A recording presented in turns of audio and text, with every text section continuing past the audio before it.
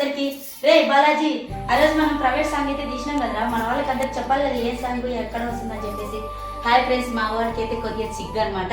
So మేము recent గా private song అయితే తీసినాం అనమాట. సాంగ్ అయితే చూడండి.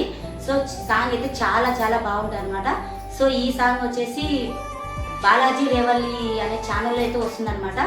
సో మీరు నాకు ఎంత సపోర్ట్ అయితే చేస్తున్నారో, సో మా వాడికి కూడా అలాగే సపోర్ట్ అయితే చేసి ఛానల్ అయితే ముందుకైతే తీసుకెళ్ళండి.